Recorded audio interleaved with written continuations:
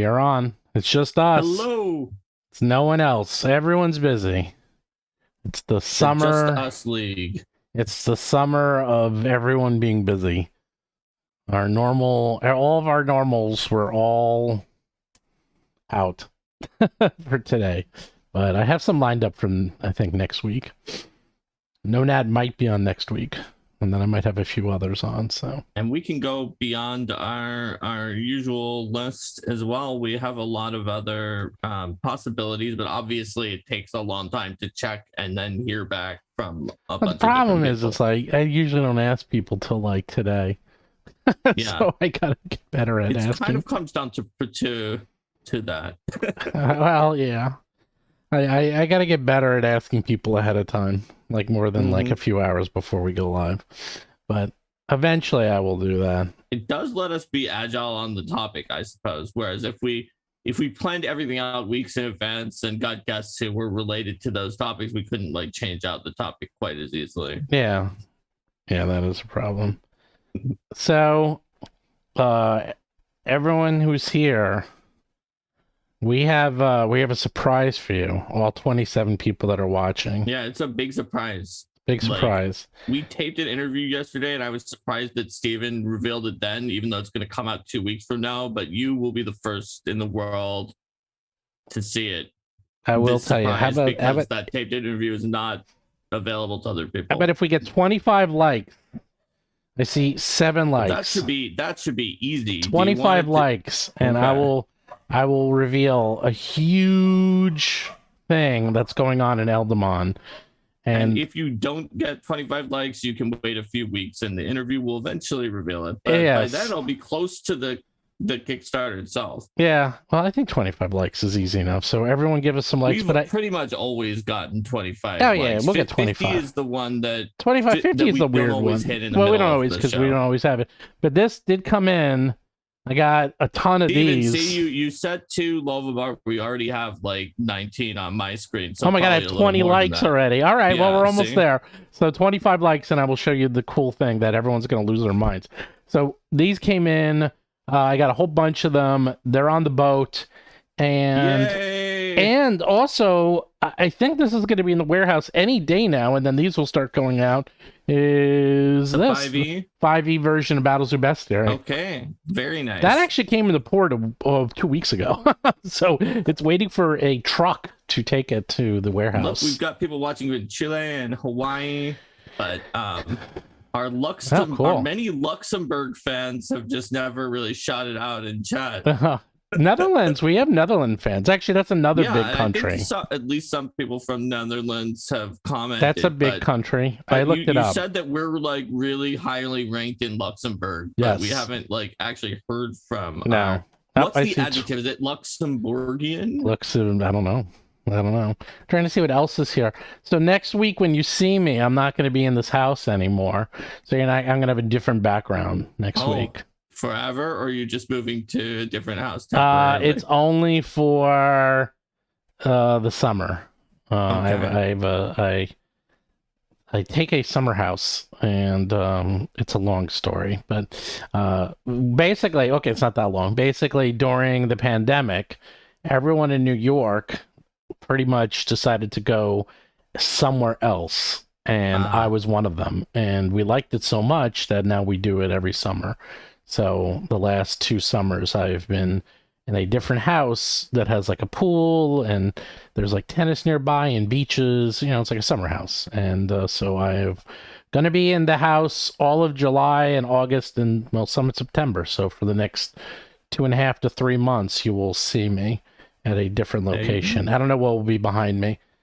But anyhow. Oh, yeah, and Ollie Wright, not to be confused with Oily Wright, is in Amsterdam. That's what I thought. Oh, that's right. As well, so...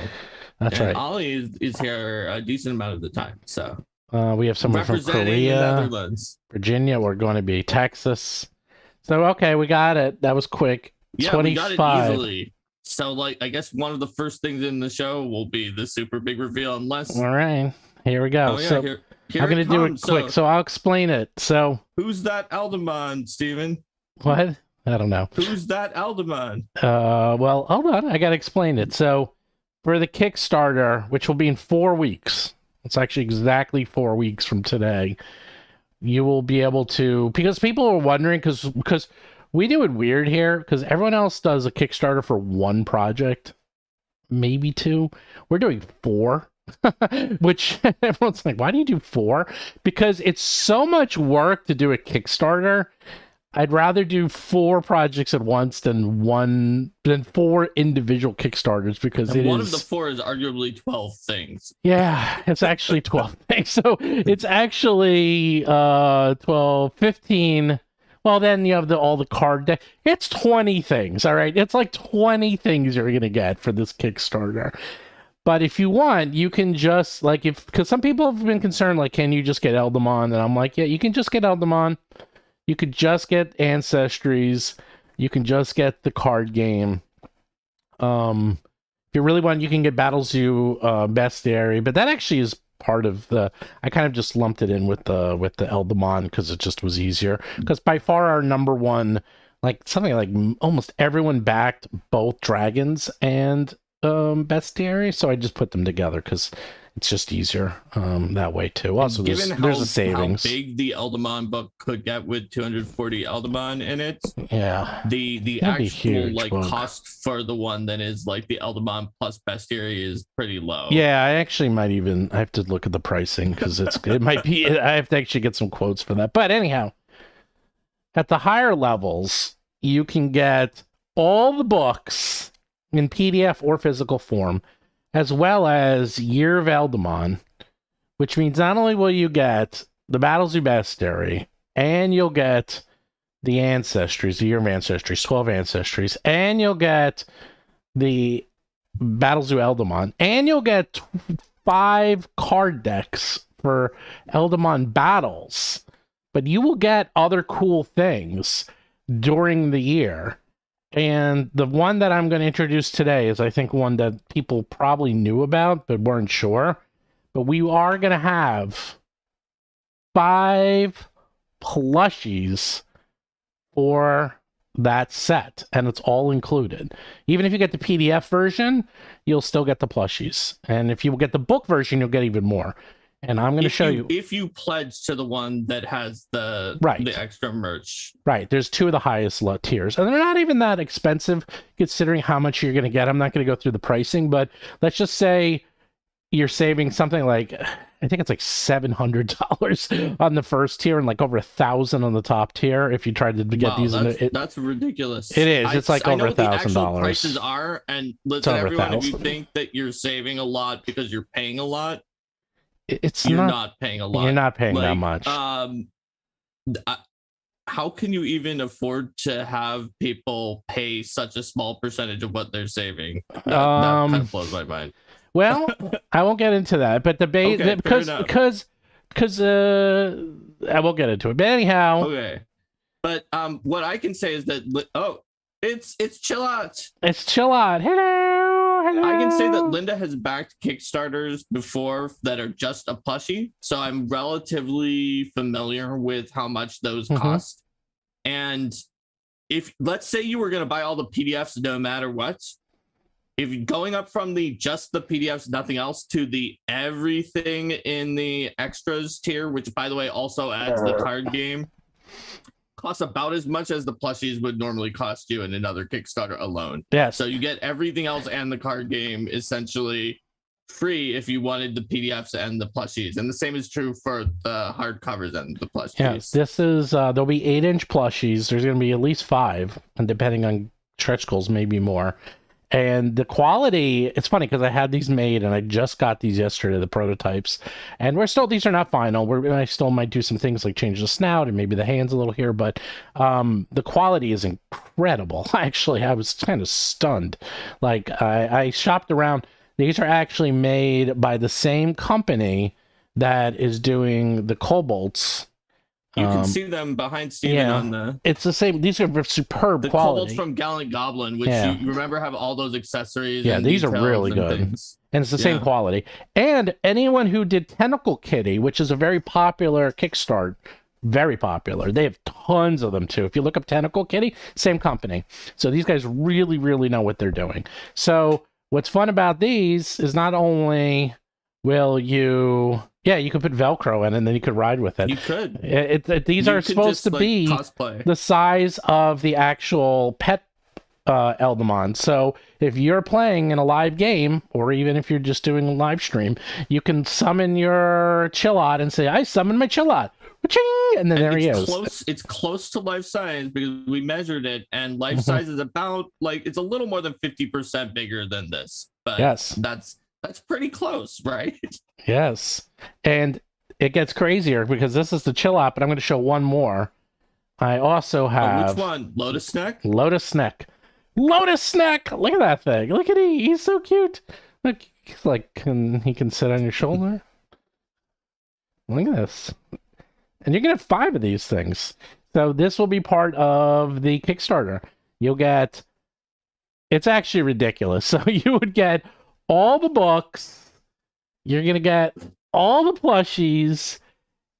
I said there's going to be minis. There's going to be minis. I won't go into what. We'll spoil those later. There's several more things. That And there's more things.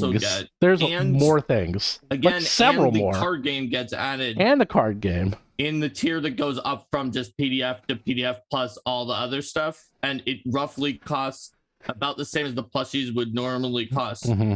And only a little bit more than the card game would normally cost. Yep. So, like, essentially, if you're like going from the PDF to the card game, you can get the plushies and all the other stuff for very little. Yeah, and we did two. It's a really good deal. It's a good deal, and I did 2 tiers. I did one for just the PDF books because not everyone wants the PDF books. I can make these PDF, so everything that could be a PDF, I made a PDF tier, and then I'm also doing the physical tier, which will have this plus a little bit more, and that'll be the top tier. But the cost of the plush, other Kickstarters would have the cost of just the plushies and maybe the books, and that would be the cost for the tier. But we're including the books, the card game, and minis and others. There's more stuff coming.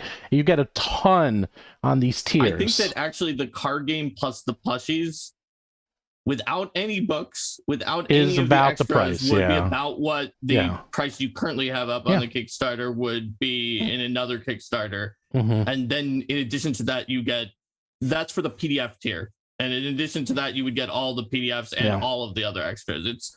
I'm very thrifty, having been a game designer who went on a Paizo salary for a while in a very expensive area, and I still looked at it and saw that it's definitely got some good deals on the Kickstarter. Yeah, it's good deals. And so anyhow, the plushies will have 5 of them. Now, what what Eldamon will have, we're still working it out because some of them, we have some prototypes and they didn't come out as that great just because of, like, I like the beetle, like the grub beetle, probably not the best plushie.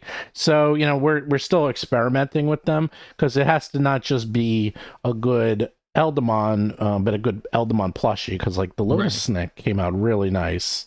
And Lotus Neck is really good. Yeah, and this one came out really good. I'm still trying There's to a few others, but I'll wait Steven, to show those. And we'll see how it goes to do stretch goals to put in potentially more plushies. Yeah, we'll see. Right now, but we would have to be very careful about it because it would have to not only be a certain amount of backing, but also we need to put in an option for someone to back to receive the additional plushies. Yeah, I'll figure it out as an extra or something. Yeah, and we need a certain number of people who did that because you have to do a minimum run. Yeah. The thing is that everything has a minimum run, so like you can't run 5 of these. You have to run many hundred of these. That's the bare minimum for plushies, and pretty much everything. I mean, pretty much books, like you have to do 1,000 books. Like you could do less then, but there's no point. In fact, even just doing less than 2,000 books is really kind of not worth it. So anyhow, so here's what they look like. They are really, really, really, really good quality, and you will be able to have them. And the whole point of these is because you're like, well, why are you doing plushies? Because I've backed, if you look at my profile, a ton of Kickstarters, and you know what? There's only so many GM screens I can use. There's only so many bags that hold your dice. Like, okay, everyone keeps doing the same things, and that's fine for them. And I get it, but I am always trying to do something different. Plus, things people like. Like, people really like minis.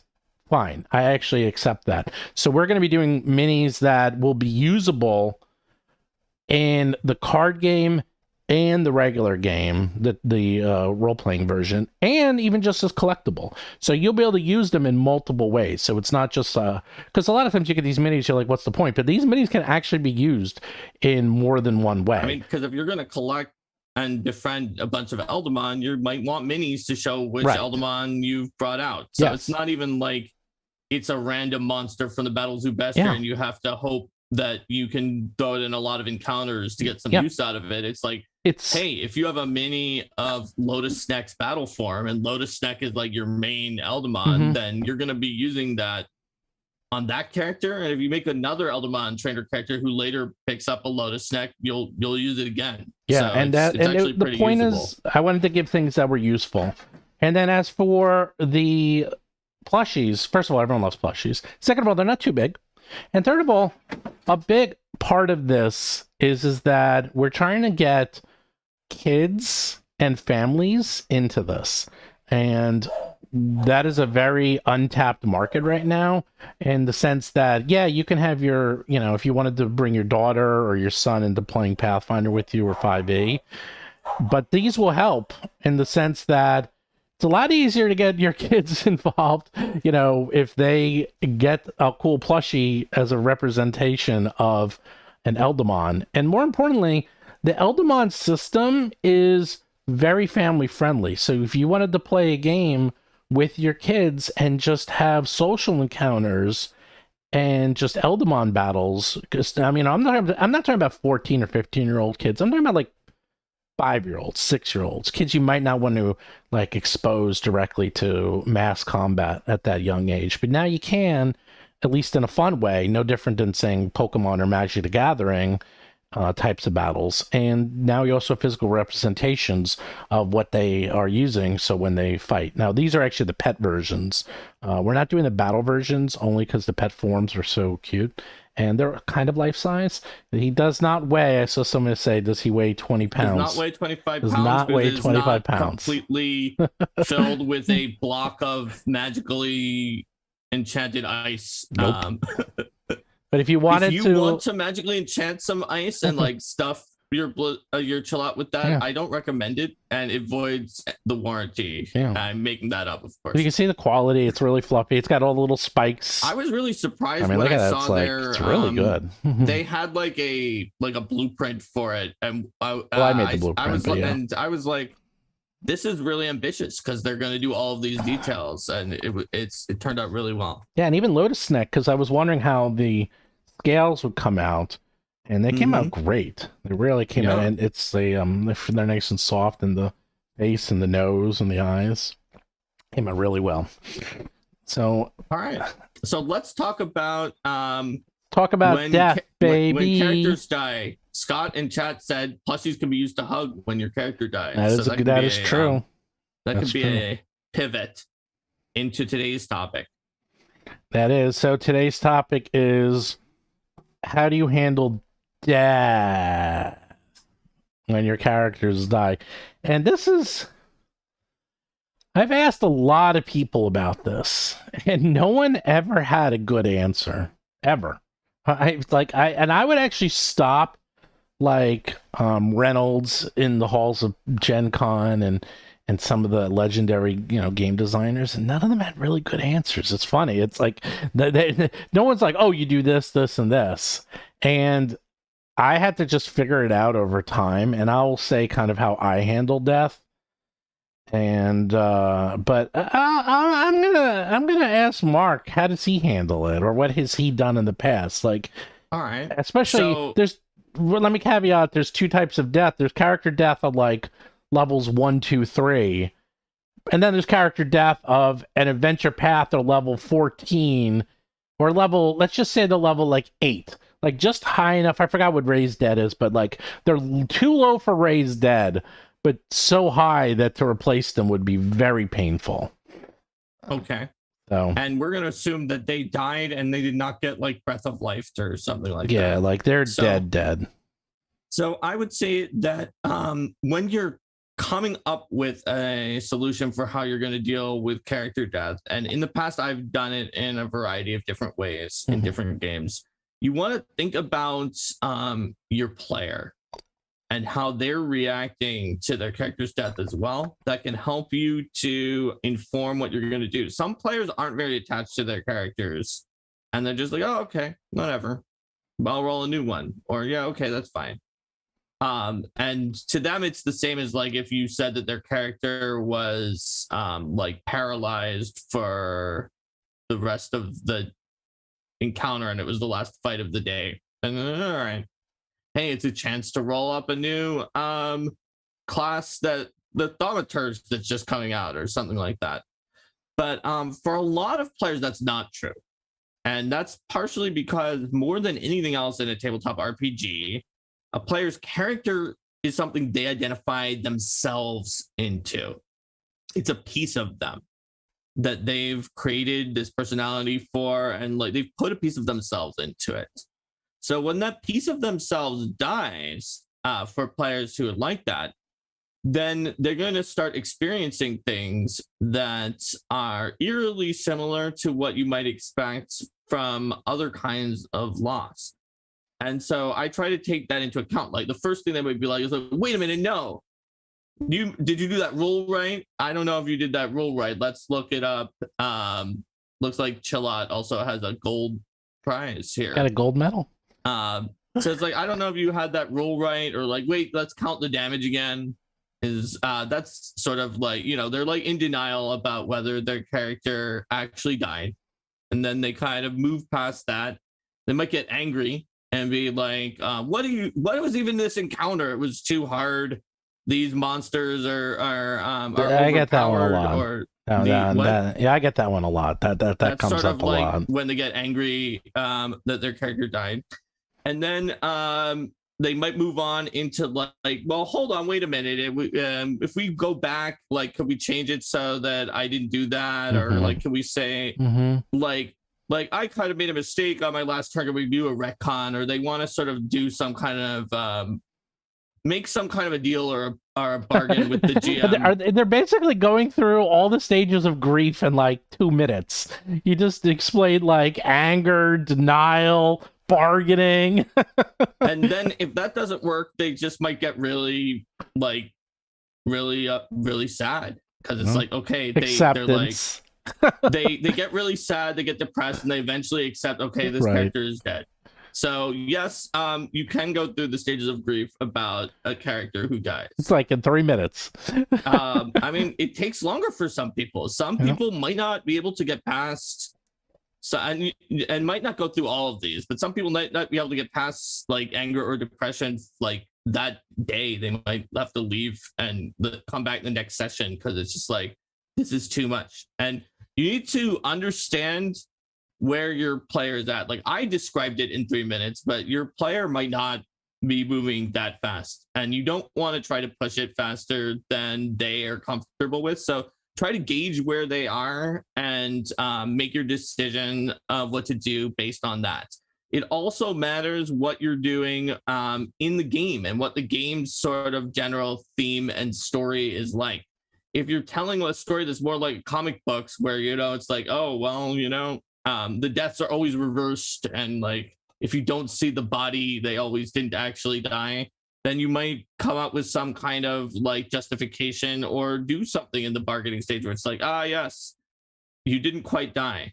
It can even be more fun. It's not necessarily, it's not cheating or going against anything to think about the idea that like death is the least interesting negative consequence that you can give in a lot of cases to a particular character's story, because that means the character is dead. It can have impact on the world, but for that character, that's the end. So you could just be like, okay, we'll say that your character survived, but like this twist happens with your character, right? They come back and they're like haunted by a ghost that is now like following them around and like maybe sometimes possessing them while they're asleep, or like you make up some other kind of thing and keep them around potentially. All right. But to go back to what I do, usually in Pathfinder First Edition, I talked to my group. We had sort of a group social contract for what we wanted, and I had a lot of players who wanted just like run it by the rules and do what it says. And so I really don't like it when lots of characters die. So that's part of why I like made it in second edition, so that I've never killed any player character in second edition, because the dying system actually gives you some leeway. But in first edition, I killed dozens of characters after Breath of Life and hundreds of characters before Breath of Life in one campaign alone, to the point where the Mystic Theurge had, whose name was Professor Ornelos, had the Ornelos special, which was a quickened Breath of Life plus an empowered Breath of Life, in case someone was so dead that they needed to be Breath of Life multiple times to come back to life. And just a lot of characters died, and they either replaced it with a new character or they paid and brought them back to life, depending on what the player wanted to do and what level the party was at. And that's just how we rolled in my group. But I'm very sympathetic to other solutions. So I want to go through, you said a lot, but I have a lot too, is that, all right, so first up, I would talk, first up, what type of game are you playing? That's the first thing. So I play almost exclusively adventure paths, which are story heavy. So I always talk to the characters in like session -1. Like, okay, how are we going to handle character death? Are you going to have backups? Like I literally just discuss it with them. And also, since we tell stories, I have it so that if your character dies and they're level 7, you'll get a new character at level 7. It's not like, we used to play, you get a new character at like level 1, which was ridiculous. No. My friends who used to be in my high school group and then moved to college and joined a new group, they were not that bad. They were, your new character is one level lower than your previous character, but that was we used to like level 1 because he just kept dying and dying and dying. Well, the theory was if they stay back, eventually he was 4 levels below everybody. Right. else. Well, if they stay back and if you're using the old XP system, they can go from like level 1 to 4 and like really quick. It was 3.5, so he was able to catch up, but he still was 4 levels lower because they just kept killing him. He eventually sent me a message and asked me to help him create a character that, while being 4 levels lower, was listed as tanky and non-dying as possible. So we created No Dio the gnome, a gnome that was created only not to die, so that he could level up using the thing that you just said, Steven, so that if he eventually did die, he'd be closer to the party's level when he makes his next character. So that's the first thing, is you want to talk to your party and figure out what are you going to do if someone dies. And that most of my players are fine with just making a new character at the same level because they want to continue the story.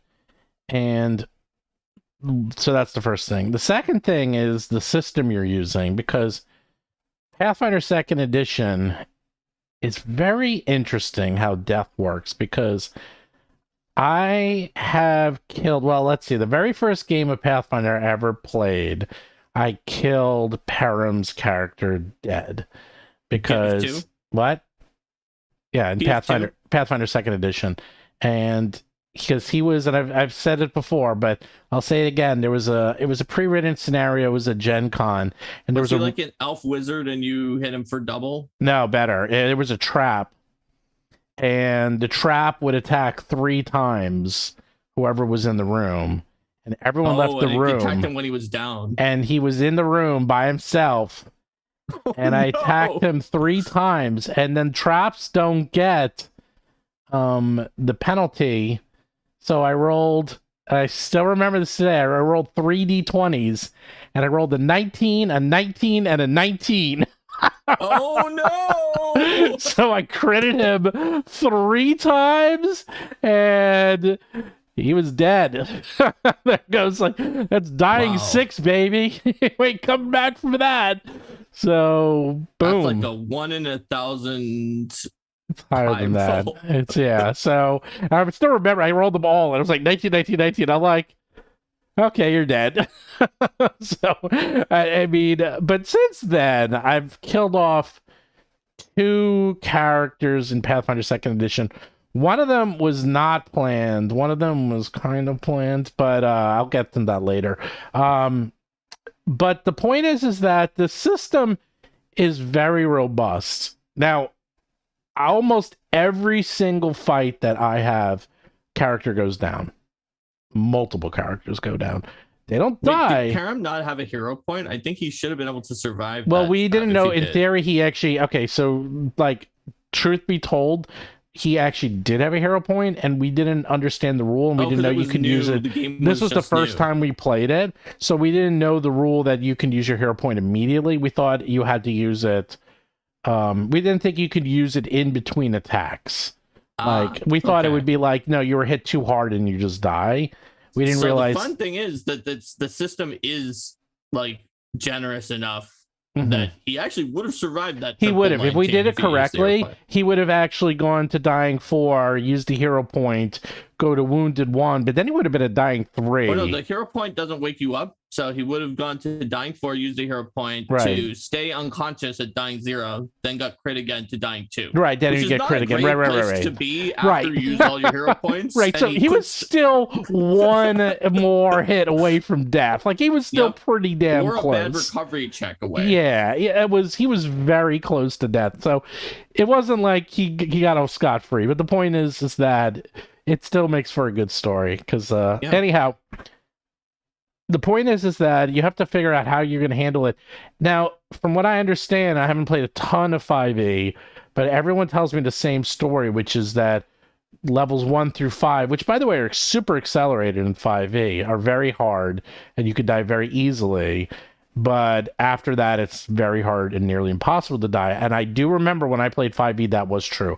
I remember the math was set up in such a way as a GM, like, not only could I not kill characters, I literally didn't have enough damage to even drop them. Like, as hard as I would hit them, the math just didn't work out. And the games I was playing, like, I could be critting all day and all night and nothing would happen. These guys would just... It was just like hitting rubber.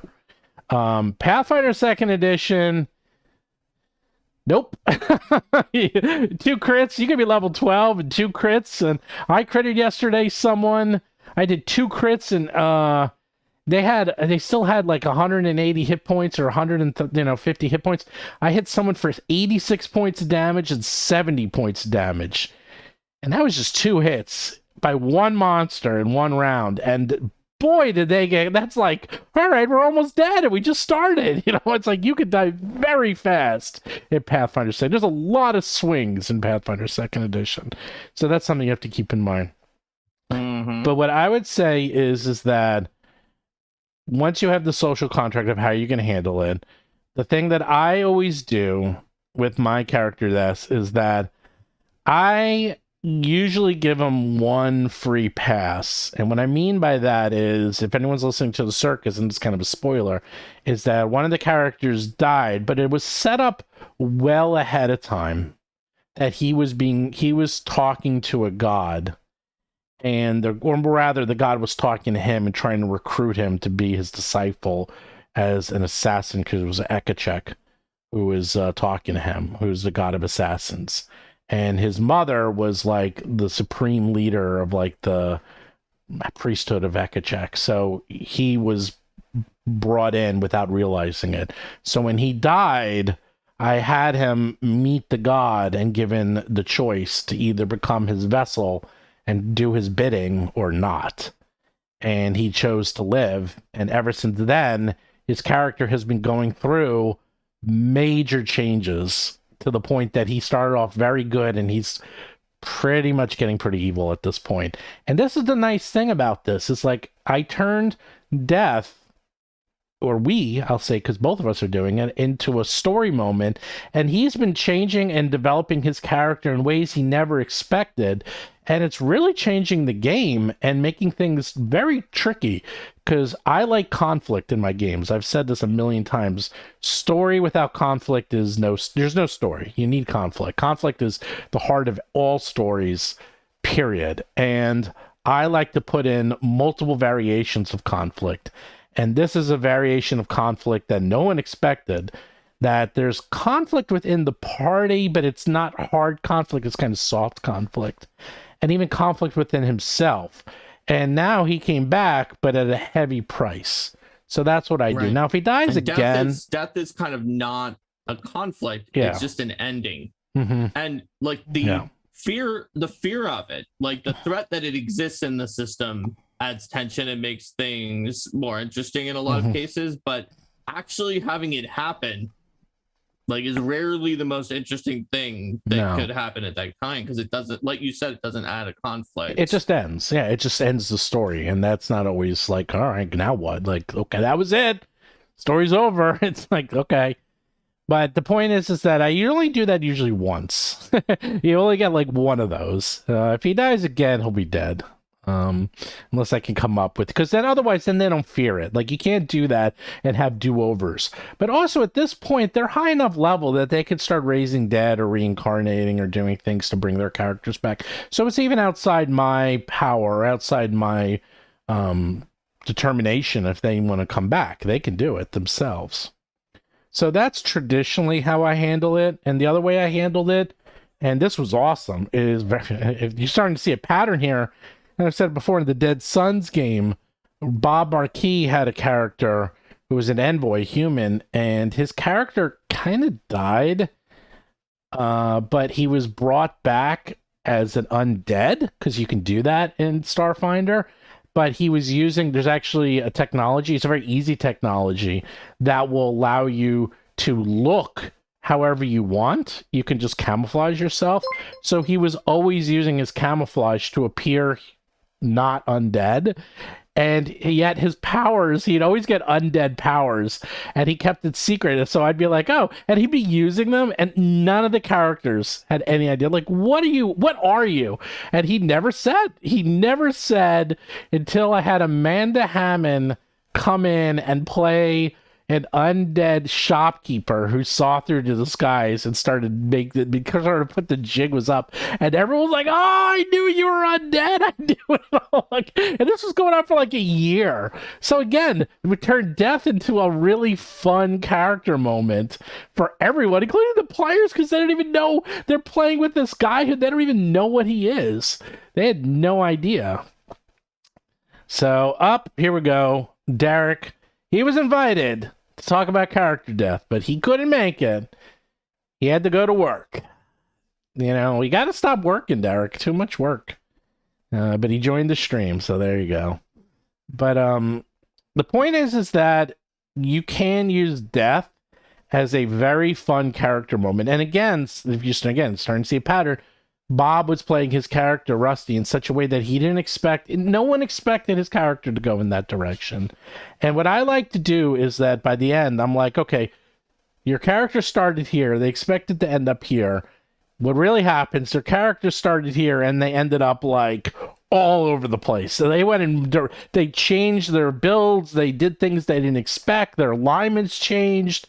And that makes for a good story, because then even they don't know. And I never understood when writers would say when they're writing a book that they don't even know what the characters were going to be doing. Now I get it. Now I understand what they mean, because sometimes things just happen and even you don't know how the characters were going to get to the end. I've been talking too much. You can talk now, Mark. Well, yeah, I mean, I agree with you that it's much more interesting when you have things that change your expectations than just having the character die. I will say that in Pathfinder, you can also become undead after you die. That's true. Now you Book of can. the Dead has those undead archetypes that you can take and become a zombie or a ghoul or something, or a ghost. So there's plenty of options. If you want to bring someone back as an undead, you could do something like Steven did with where you make a kind of deal with the devil to stay around. You could have just some weird manifestation like the haunting thing that I had mentioned before. There's lots of cool ways to have characters sort of get an extra life depending on what story you want to tell. Also, if your campaign is just very, very highly hooked into somebody's personal backstory, there eventually becomes a point where you probably don't want to kill that character permanently and bring in a new character in the middle of that point in time, right? Like if you're in a lot of actual plays that are not like an actual play of a pre-written adventure, but are like sort of tied to the characters, like say Critical Role, right? There was at the very beginning, there's like the gunslinger whose family was like killed off, and that's like a major plot thread that they deal with. They wouldn't if he had died in an encounter that was like early in that arc and was just some random encounter where the 5e system turned against him, that wouldn't have been great, because there was a lot more in that story to tell. And so that's when you usually should be looking for a way to bring them back or do some kind of other special thing. Like with that character, there was a lot going on, and I'm sure they could have come up with something if that happened. I'm also sure that like some groups fudge the things and do things like that. I know that neither your group nor mine does that, Stephen, but like, yeah, we roll out in the open. I mean, if you're a GM, you could roll behind a screen and just lie about whether or not they were killed, and be like, oh no, that was a natural one. And that is that like for some groups that's fine, as long as your social contract is that the GM is rolling secretly and might change things to get rid of a disappointing outcome.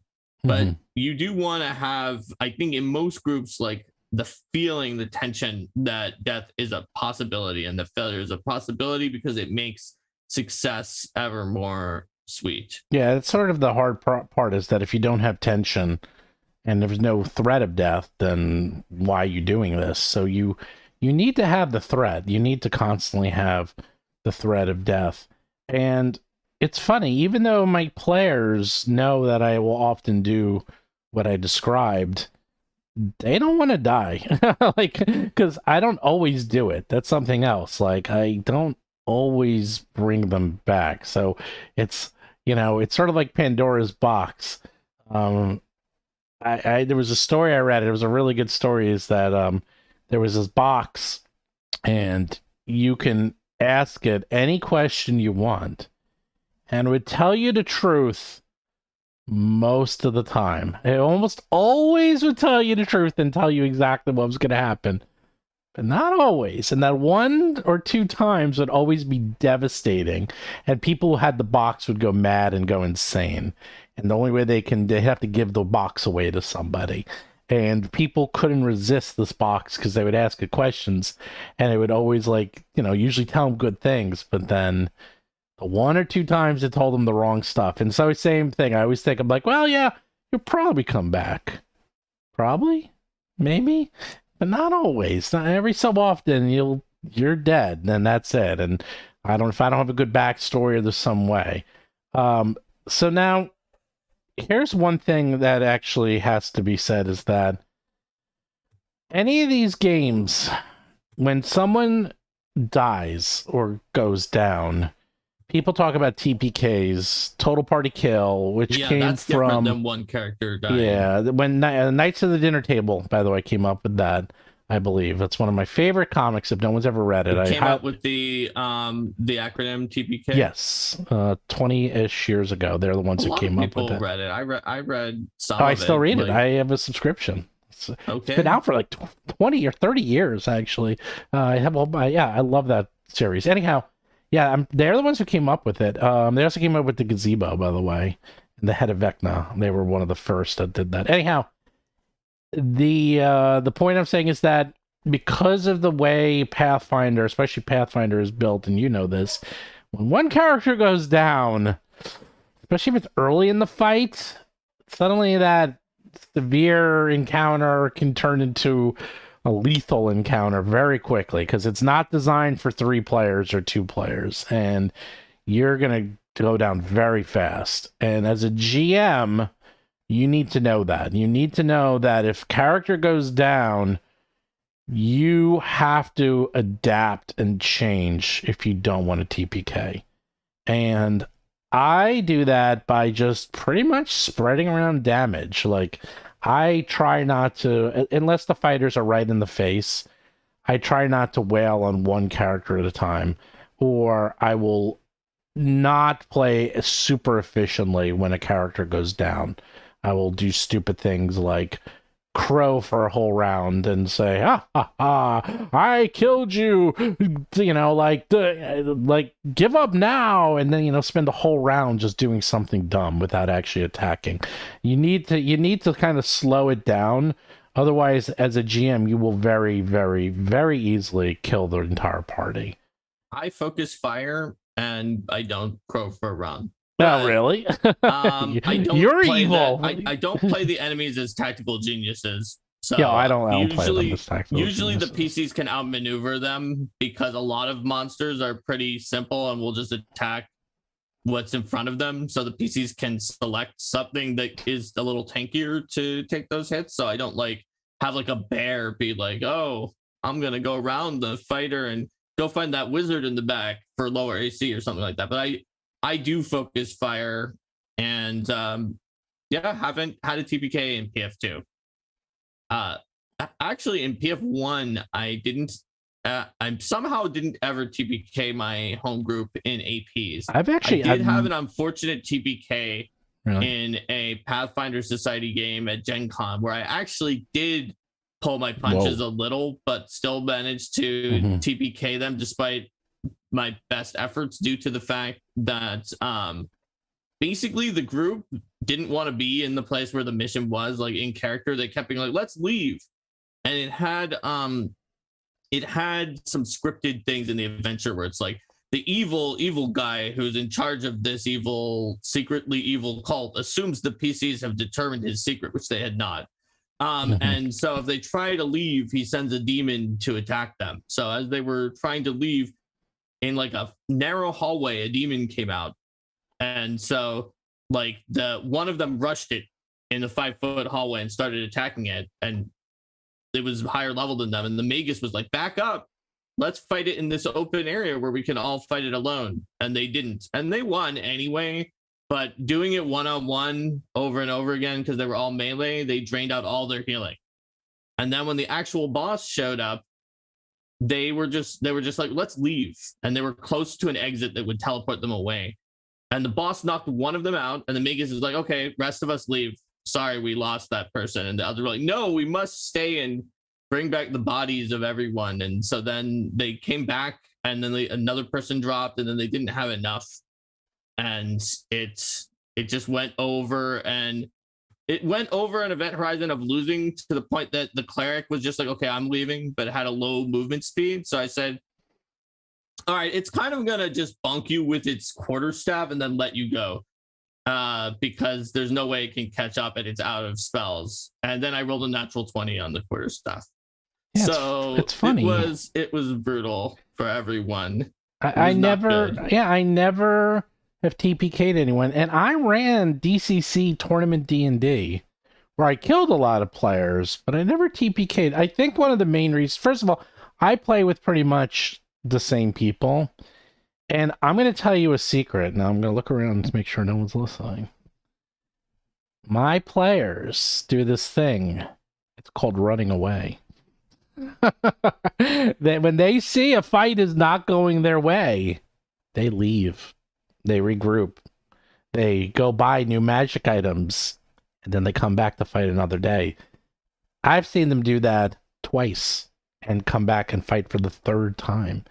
They know the deal. They're not stupid. They will not because okay, this actually goes to it's funny. I think because we're old school and we've been around longer, maybe, because back in, and I'm not including D&D first edition, because D&D first edition was so insanely broken that everyone died constantly. And you also had parties of like when you ran if you ran Tomb of Horrors, you were supposed to run Tomb of Horrors with 20 players. That was the recommended number. So 20 characters. So that, it's first edition D&D is so different than what we consider modern role playing that you cannot compare it apples to apples. It's not. It's basically like Chinese and English. It's so different that you cannot compare it. If you read those rules and played that way, you wouldn't even know what you were doing because it's such a different game. The point is, that game was death, and it was expected you were to die, and it was part of the game. So when you died in that game, it was just like, oh well, here comes another character because that's just what happened.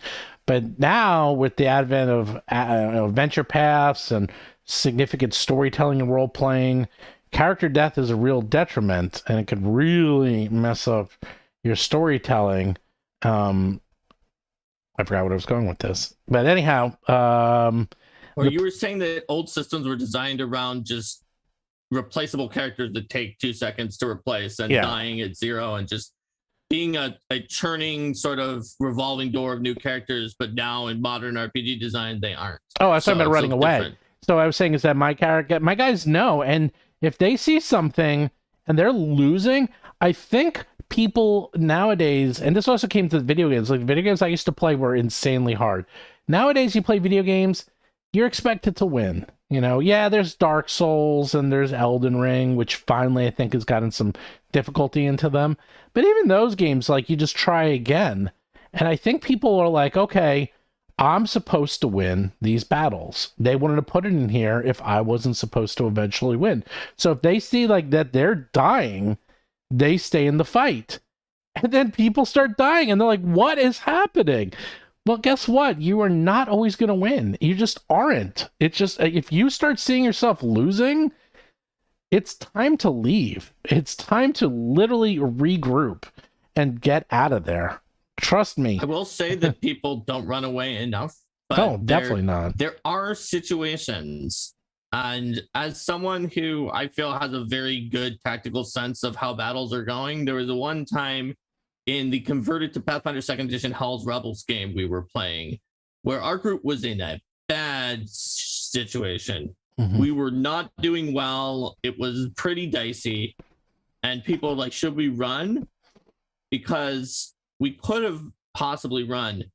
And I and some of the other people looked at the situation and said, if we do, they're going to get a lot of parting attacks on us.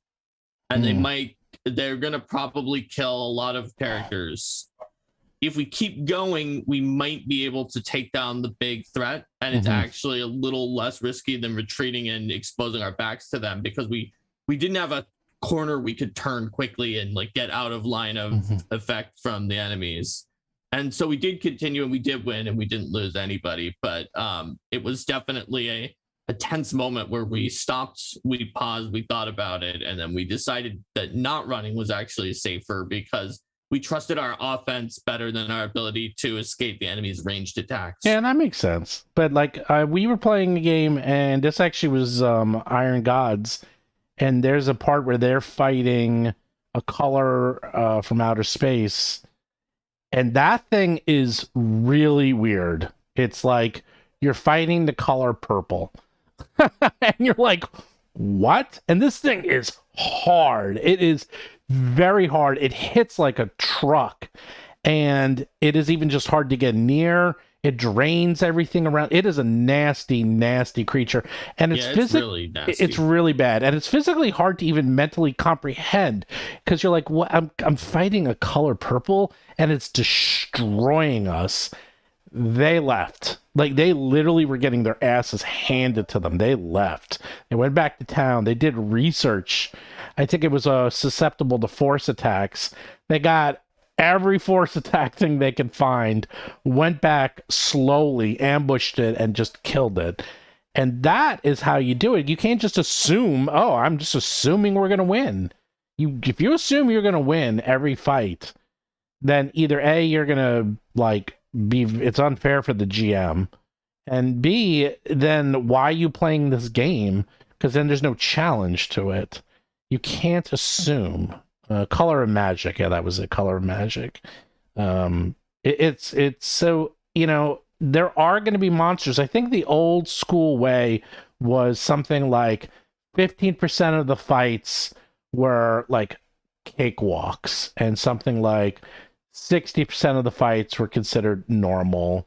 and then you had something, don't, my math's not right, I'm just making this up, and then like, 20% of the fights were considered difficult, 10% were considered like epic, really tough, and 5% was death. So 1 out of every 20 fights, you will die. There's no chance of you winning these fights. And that's the way we were brought up. And I remember there was a fight and a dragon came out of the sky and landed in front of us, and they were getting, it was me and my friends, they're getting this handed to them. I left, and I'm like, guys, we're not winning this. And they stayed and they all died. And then the GM was pissed at them because he's like, well, you should have known that you were going to die fighting a dragon. And why didn't you run away with Steve? And I don't remember. This was a very, very, very long time ago. But I remember that, like, that was a lesson to be learned because it also derailed the campaign because now everyone's dead except me. So I had to go find new characters. So it's like, like death is actually a real problem with the game. I find that like whenever people die, it also can end the campaign because then some people are like, well, I'm dead anyhow. Why should we keep playing? And then suddenly the game ends. Like it's this weird thing. It's a part of the game and everyone accepts it, yet it is incredibly disruptive and could destroy games in so many ways. Totally. That's why it's a weird thing. Have the threat of it. You want people to know that it's real and it could possibly happen. Yeah. But you actually then, beyond that, want it to happen as little as possible. So we're getting a lot of questions. And by the way, I'll always answer questions if you super chat or if you're a member. If you join the channel, we'll always take those because sometimes they just roll by. But I do see Jana B said, don't adventure paths assume you'll win every fight. No. In fact, in our adventure path, Jewel the Indigo Isle, I have many sections that says, what happens if the PCs lose? And like, it's not set up for you to lose. No, it's not set up for you to lose. It has help for the GM in case you lose. I know for a fact Ron listened to me because I saw in the latest adventure path by Paizo, there was, what happens if the PCs lose? And I was like, aha, you stole that from me. Because I'm the one who told them to do that. Even at the same wording, I was like, you took that from me. But I have that everywhere in our adventure path. And I have basically contingencies for the GMs like, well, what happens if you lose? Not in every fight, but in specific fights, epic fights. And like one thing that happens very frequently is the PCs can be captured and thrown in jail or something, happens to them. They get like, press ganged into the bad guy's, cult or something. That's an oldie but goodie. And that will allow interesting role playing, allow the characters to be defeated but not die. And you could just say, well, you didn't die, you wake up and you're in a jail cell and all your stuff is gone. Now what? Of course, as a GM, you got to think on your feet and kind of prepare for that. So we kind of wrote in those areas of like what would happen. So no, adventure paths, yes, they assume that you are going to keep going, but not all of them will have a what happens if you lose section. So that is something you got to keep in mind. There's another good question in chat about what about attacking, like smacking downed characters who've already been defeated when it's obvious that they will be able to be healed up. So the interesting thing about the death and dying system, including hero points, is that it is generally difficult to actually like quickly kill a character who still has any hero points left using that strategy. Unless the character like decided to like park themselves up next to the boss within 1 crit from the boss of going down, sure, that if they get very unlucky, the boss might crit them. Then when they're unconscious, it's easy to crit them on the second attack, then somehow crit on the third attack due to the unconsciousness, making their AC be lower. And that, actually, even then, at that point, they will not be dead. They'll be dying too. That still puts them in a dangerous spot, but if an ally goes before another enemy, then they're in good shape. And if it's a boss, there might not be that many other dangerous enemies. In most cases, if the boss has to move up crit you again on the ground, and you hero point back to dying 0, then a minion would have to move up, and they probably can't crit you twice if they're a minion of the boss, even though you're unconscious and your AC is bad. They'd have to get lucky. It could happen. But at that point, the enemy has spent a huge percentage of their turn just attacking that person, and their bad guys have gone back to back without you being able to get some healing. So it's not actually, assuming you've got healing in your party to bring people back, it's not actually necessarily that efficient of a strategy to attack the down person, especially since if they do come back, it'll be with wounded. So you can always smack them again, and you'll be more likely to kill them the next time. So that's always an option. It is an issue in some other death and dying systems, though, especially where it's like, well, you better kill them because otherwise they're just gonna keep yo-yoing back up. And I like there not to be too much of an incentive to attack down characters, because it's both less exciting and it feels mean. And in general, it's less likely to, it's like more likely for the creature who's doing it to die, because they're not able to focus on the things that are actually still attacking them or are actually still doing some kind of major threat. I would see it as something to maybe have if you have like a bound demon that is like, I want you to, it's like, I know you will die. And the summoner's like, I'm throwing you here. Weaken them as much as you can. Try to kill one if possible, and die doing it. I know you're going to lose. Like, maybe in that situation, their psychology is, okay, I'm going to get one kill however I can. But that would be like an extremely rare scenario. Most people who are fighting you are expecting to win they want to win the overall fight. So one thing that does happen is that, and you mentioned this way back in the beginning when we first started to chat, is that, okay, say a character does go down, and it's not just, oh, I hit them, and it's pretty obvious, like, all right, I hit you, and you had 10 hit points left, and I just hit you with a regular attack, and I did 30 points of damage. You're down. Okay, fine. But maybe it's something really complex, and there's all this stuff going on.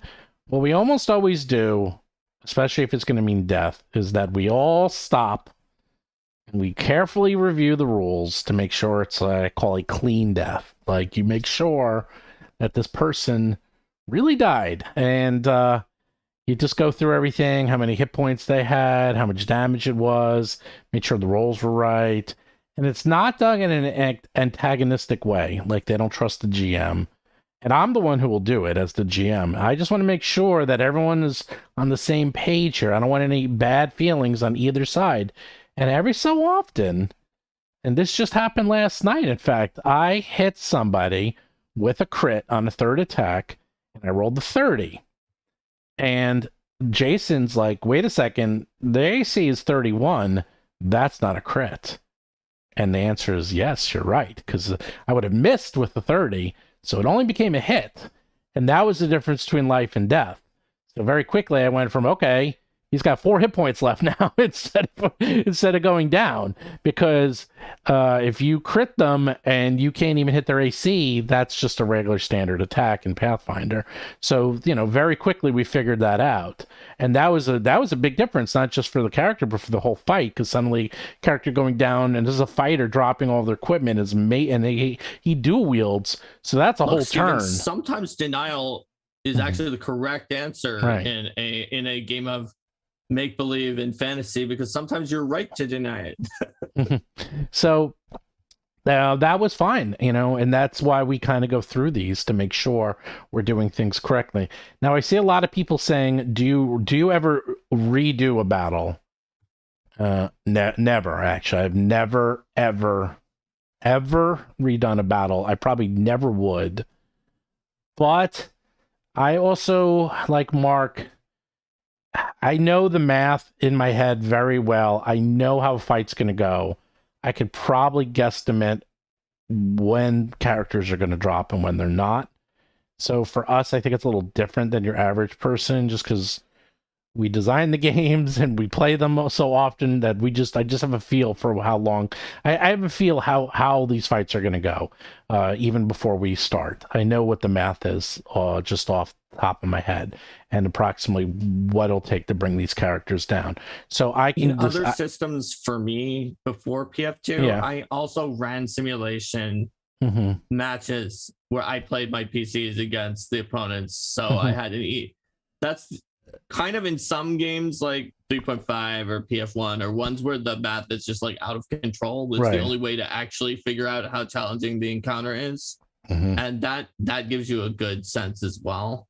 But let's talk about a thing that is smaller than just being like, mulligan, we're redoing the fight, which my group does, and I don't know if yours does or not, which is we are willing to retcon if there was a flagrant mistake made. Constantly, instead of just being like, let it lie and let the mistake continue, where we're like, oh, wait a minute, 2 rounds ago that shouldn't have been a crit, and so this character we thought was at 10 hit points should be at 50 hit points. Yes. We'll give them back the hit points, even though it's 2 rounds later that we figured it out. Always do that. We always do that. It could be 1 round, 2 rounds. We're like, wait, we made a mistake, and as long as I have it, and again, because I use a VTT, it's very easy. We just scroll back, look, and like, oh, you're right.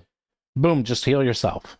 And then sometimes if it's not possible, what I'll do is I'll just say, well, you know what, I can't do anything about it, so the monster just won't attack this turn or something. I sort of balance it. I'm always balancing it. Or you can give a hero point. Or you give a hero point, equal to how much you screwed them over by accident before. Or always. There's ways to do it. So I will always retcon or take something else into account if we figure out that there was a mistake that was made. You have to do that, because if you don't do that, they will not trust you as a GM. Some groups have a social contract where they don't, and they're just like, play it through if it's made in favor or against favor. No, I don't do that, because it's my group goes back even if it's bad for the players, and I should have been crit there. That's the thing. My players are good enough, they'll say, you know what, Steve, I made a mistake, I should have missed, and they will, and because they know that they trust me enough that I will balance it out.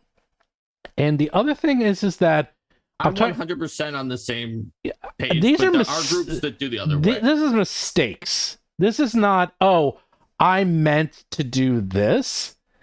That is not allowed unless something changed beforehand. Like this actually, again, just happened last night, is that someone cast a spell but actually misunderstood how it worked. And they're like, Steve, can I change that? And I'm like, that's fine. Because it was actually during their turn. Another good example is it's the GM's responsibility as part of the social contract to give all the information to the players. But we all know we sometimes mess up and we don't say it, or we say it as part of a giant box text that everyone just zones out and they didn't remember. Yeah. And so I've definitely sometimes had situations where it's like the player does something and then something happens. They're like, but hold on a minute, they can't do that because of thing other X. And I was like, well, no, there's also this thing that is true in the encounter. And they're like, you never said that there was like a side door that had 4 other guys that were going to come out there. And then I'm like, oh crap, I didn't tell you there was a side door. You're right. You never would have moved with your back to being flanked by a side door with 4 other guys. Then I would, if that happened to me, I was a little surprised that you did. Okay, fair enough. And then we'll try to figure out something. I would just delay. I would delay them. I'd just the door opens and you see 4 guys in the hallway instead of them actually coming out. Take care of it if it's my fault because I didn't describe it well enough, and they made a decision that their character would obviously not do. Another good example of this, and why I just don't like I don't like the play style of just like, it happened, we made a mistake, it happened, or you said you were doing it, it happened, is where when someone's like, all right, I moved forward 30 feet, and it's like, and the GM's like, well, you fall off a cliff.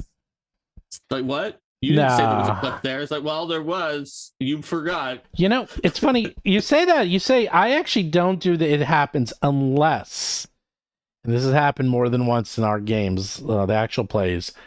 We were playing in Dead Sons, and I think I've said this in the show before, and they were interrogating a guy, and he was being really annoying, and Chris is like, I can't take this anymore. I take out my gun and I shoot him in the head. And I'm like, that happens, and everyone's like, stop, no! And I'm like, too late, he's dead. and they were like that. It really caused a lot of tension, but it was incredibly memorable. Okay, and it was in character. Sure, and he said they said they were going to do it. That's the thing. Right. The thing I don't like for it happened is where there's actually a mistake that was made, Oh, no, and it's no. easy to Yeah. fix. And there are some groups but that's just me. And I'm not saying that my style and that Yeah. also matches Stevens is better than the other style. It just doesn't jive for me. But some groups are just like, it's already gone and done, so we'll just leave it. Funny thing about that is that's happened to me more than once in more than one game, where one character is just like they're interrogating a character. I don't know, it must be a thing, and they're just like, I can't take it anymore. I just telekinetic projectile, and like, up, you crit, you hit, they're dead. you're like every, and then the other characters lose their minds. They're like, what were you doing? It's like, you said you were gonna do it. I'm like, what do you want from me? You said it. Don't say it if you don't mean it. Although occasionally this will happen where they'll say it and like, oh, I was joking. I'm like, no, there's no I was joking, unless you say right after, oh, I didn't mean, I was just joking. Like, it lets you do it within like half a second. You can't say it like after you realize you killed the character. That's like, nope, sorry. Now your hand is off the piece. But when it comes to tactical combat, I'm pretty lenient. The only thing is, like, if you say you're going to do something and then you roll the dice, like once the dice get rolled, it's kind of the unofficial contract of too late, because then you actually see the result. But like, if you want to move somewhere and then you're like, wait, can I redo it? That's fine. But if you move somewhere, attack, then you're like, and miss, and you're like, oh wait, I didn't mean to do that. Well, yeah, too late.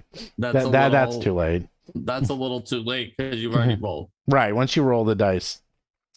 So what would you do if there was a TPK? Like, if you literally, I've never had all my characters die. I've only had it happen in that one time in Pathfinder Society when they just didn't listen. That's even to their worse.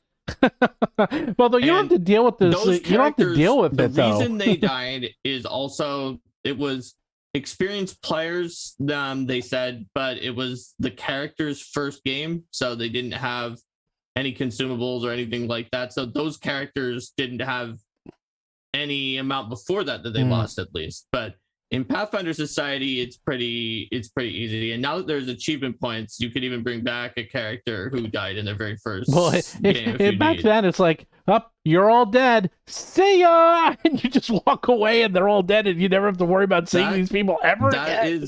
That is pretty much what happened. It was not. Not a great situation, and I'm sure that we all wish it had not turned out like that. I wish they had listened to the Magus. He was the brains of the group in intelligence and had low charisma, and they really role played out that whenever he suggested something, they just didn't listen to him, which is very in character for his 5 charisma, but also turned out to not do well. I've never had a TPK in my home game.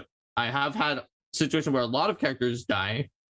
I had one fight that was really interesting where basically the enemies or the PCs were going through the basement into a fort that was occupied by ogres, and they managed to trigger an encounter with all of the ogres in the entire fort at the same time, which was like maybe like 15 encounters at once due to some very special circumstances.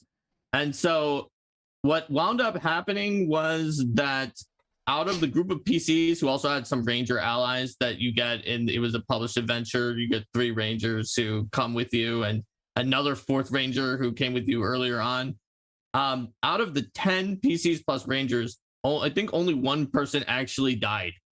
But 3 different groups got separated and thought that like they were the only survivors of the adventure at that point. There may have been like a second person who died, because like Linda's character is part of your sort of your philosophy, Stephen. When the fight started going south, Linda's character grabbed the people that she liked most out of the party and dimension doored away. Pathfinder first edition. The dimension doored away to like the basement. And one of the enemies hated Linda's character the most and like left to chase after them. and they wound up cornering her and defeating her, the enemy in the basement.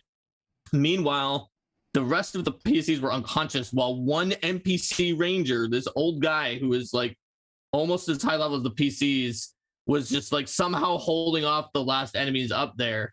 And they had previously, the cleric had sacrificed his life to make it. He stood in like basically a choke point and said, "We've triggered 15 encounters. I will make sure this floor can't get up there for as long as possible to where the rest of you are fighting. Leave me. None shall pass. You shall not pass." And so they assumed that he was dead, and that when they heard something come up the stairs, it was the encounters from the first floor, but he had actually killed all of the encounters on the first floor himself. So he came up and actually saved the NPC ranger, killed the last monsters that were up there. Barely the two of them scraped it together. And then they were like, "We're the only survivors." And then Linda's group was like, "We're the only survivors." But they met up and were like, "Hey, wait, most of us actually live." And that's something else you need to know is who you're playing with. And you need to know how far you can push them. And now these are way more advanced techniques. Like we're getting to like really advanced stuff. Is that like my guys, and I keep saying it's the same group. I've been playing with them forever. We know each other backwards and forwards. We know our styles. I always GM. They always are the players. But they used to play test tournament D&D, the DCC with me. And these guys, I could not kill them. And this is tournament D&D, and this is designed to kill you. And there was a battle where they were, I still don't even know how they did this, that they were on a ladder. And there was a gelatinous cube below them, and they bled to encounters. There was an encounter above them, encounter below them on a ladder. And they somehow lived and killed everything. I don't even know how it happened. It was incredible. Like one of those should have killed you. And they're on a ladder. They're hanging on a ladder. Like, how are they doing this? But they're very good players. And that's something else. Like I know, like right now we're fighting, and this is the same game. We are playing one battle that has bled 3 rooms. So they're fighting 3 rooms at once. And I just had one of the characters, after they defeated a giant spider, they were so excited. And then the next action was the sorcerer or the wizard casting summon animal and literally summoned a spider to replace the one that just died. And they were like, come on, you're cheating. That's like not even fair. They just keep coming. And the thing is, this is going on for 3 sessions, 1 combat.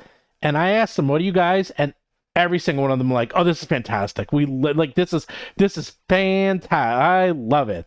Every single one of them. They love it. They love the challenge. They love the combat. They love the dynamic action and how things are ebbing and flowing. So I know that this is what they want. They're dropping and coming back and getting healed. They're fine with it. They're totally fine with it. You got to know you got to know your audience. And if you have people that are really scared of combat and you're playing with maybe new people and you're trying to introduce them to the game, go easy on them. Don't kill them. Okay? Don't kill them off. I have met so many people. I've heard this story so many times. It's ridiculous. Like, oh, I tried D&D and we died within the first 2 sessions and I never played again. Yeah, no, if I played a game of something new and I died right away, I wouldn't play it either. That's not the point of the game. The point of the game is storytelling, challenge, overcoming challenges. That's the point. It's like that. I agree.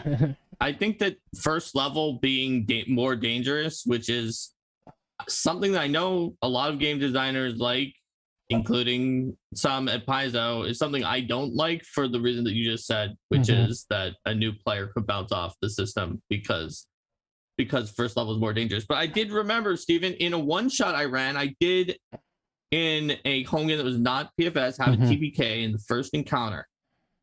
What happened was I was running a one-shot. I was using new classes for 3.5 I created that were balanced on Gestalt, so we're about as strong as 2 classes combined.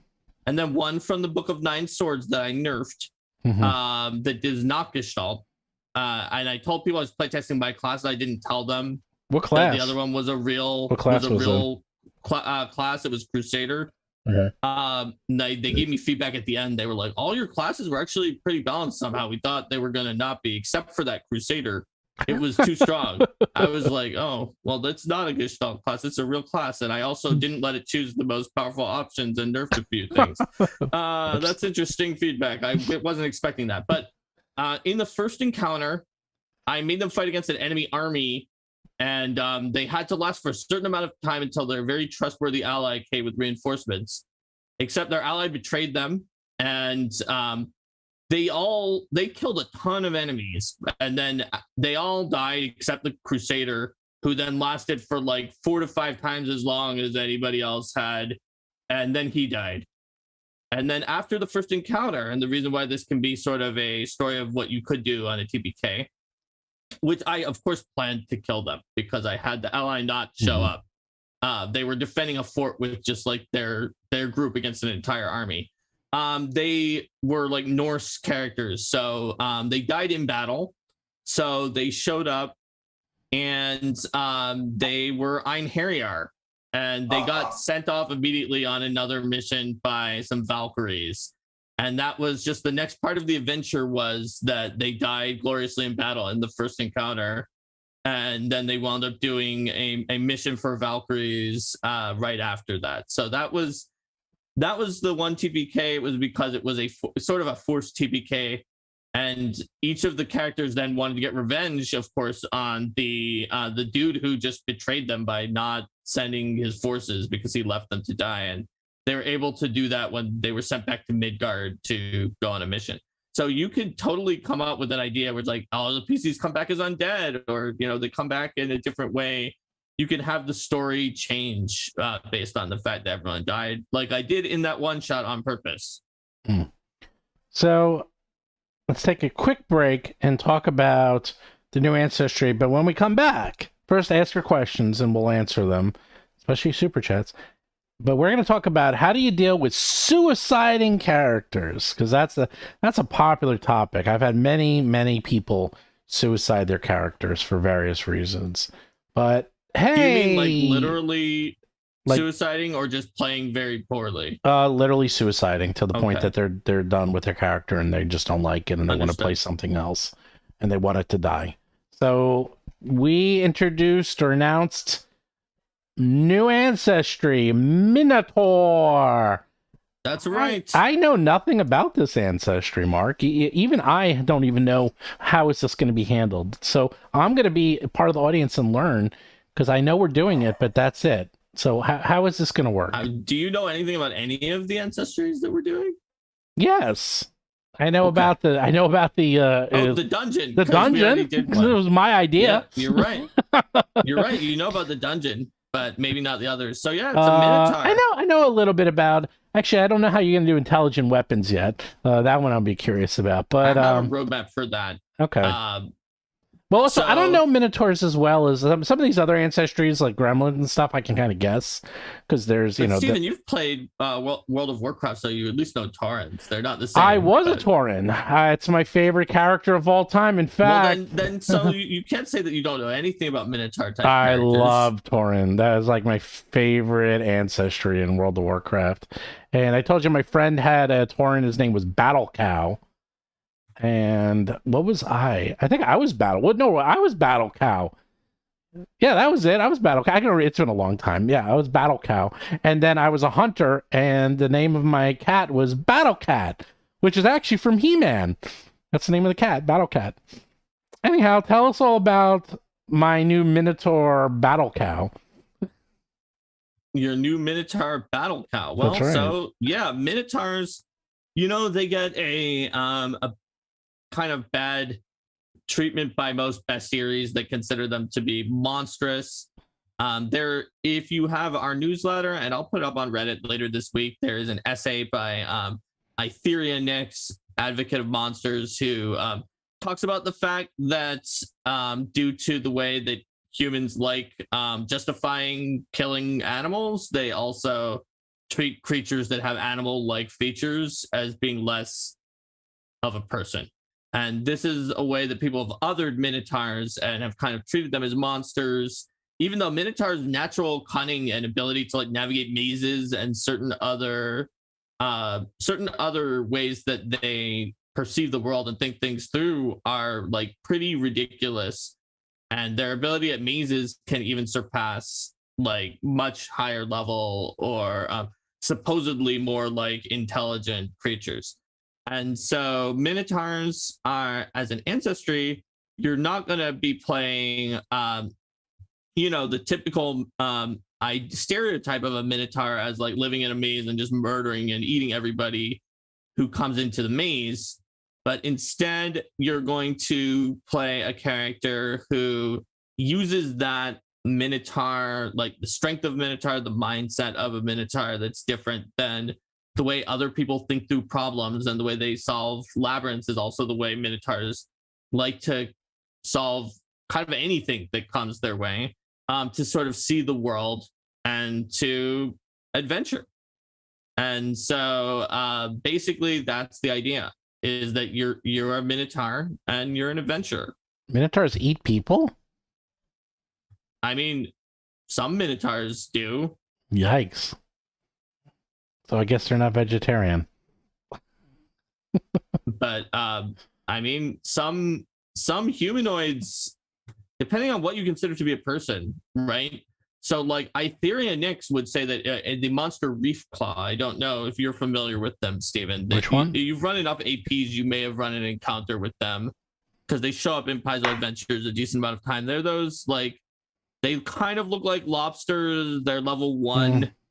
Do you know what I'm talking about? A Reef Claw, and they have like poison. Yeah. So Itheria Nyx would say that a Reef Claw is a person, because it understands common. It can't talk, but it could it could potentially, like, it could, if you could find a way to get around the fact that it can't talk, such as telepathy, you could hold a conversation with it. It's an aberration, not an animal. It lives underwater. And people in Golarion eat Reef Claws, like a decent number do. And Itheria would say that means that those people eat people, because she would say that depending on what, that the word person is loaded, and that according to Itheria, and that, quote, people use the word people to try to like separate things out, but that if you want to be inclusive of all sapient beings, then you should include a Reef Claw. And humans eat octopi, this is incorrect. They eat octopuses. Yeah. Or you have to use octopuses or octopodes. No, it's octopity.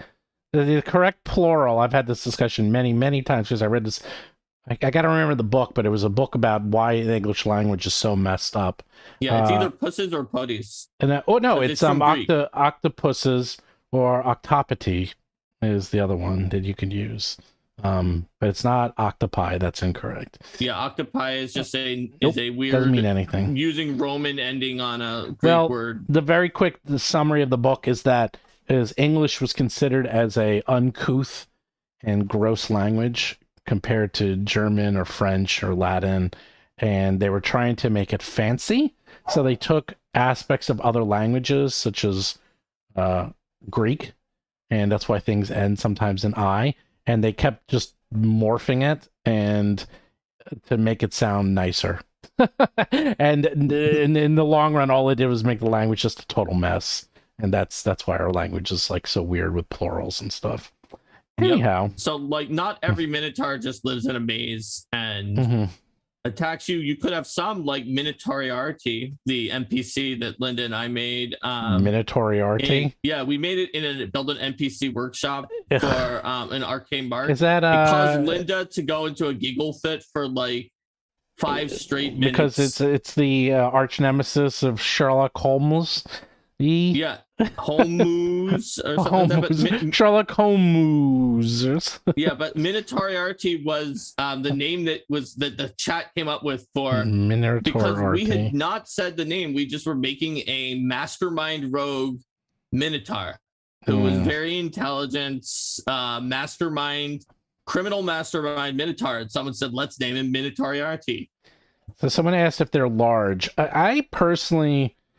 I'm going to veto any large ancestry. At least it starts off large. because there's a lot of reasons. Larges can't always fit into I won't situations. get into. So Yeah, I know that Steven doesn't like it, so that I you do have not to be like large, it. which is why my current idea is to have heritage options, so that if someone wants to play large, Yeah. that they can do one of the heritages that's large. And if Steven wants to say yes, you can play Minotaur, don't do the one that's large, then Right. It that could be will an allow option. Steven to allow the Yeah. ancestry, but Yeah. still stop you from doing things that are Correct. large. Large messes up. There's a lot of things that messes up, and it's just like, for example, in the game we're playing now, with the dragon, she took the ability to go huge, but it also takes one action, so she literally just changes her shape at will and goes back and forth. So that's fine. Like that, I have no problem with her going huge to small or medium size at will.